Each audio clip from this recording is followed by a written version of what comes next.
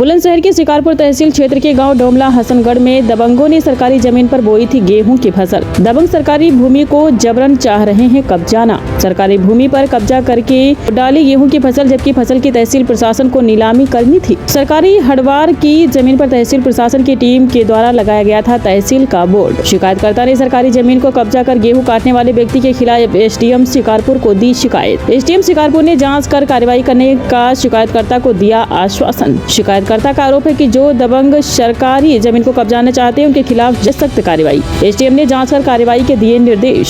शिकारपुर तहसील क्षेत्र के डोमला हसनगढ़ गांव का मामला। बुलंदशहर से धर्मेंद्र निगम की खास रिपोर्ट। बड़ी संख्या में शिकारपुर एसडीएम साहब के यहाँ पहुँचे हैं। किस मामले को लेकर पहुँचे और किस गाँव के निवासी, क्या नाम आपका?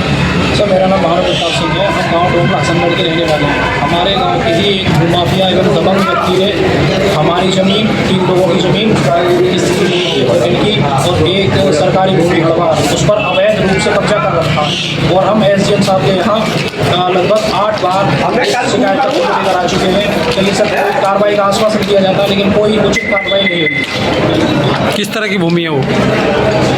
भूमि वो उनके नाम के, उनके पिताजी के नाम पे पट्टे हुए थे, जो पट्टे की आड़ में ही सारा उन्होंने ये खेल रच रखा है।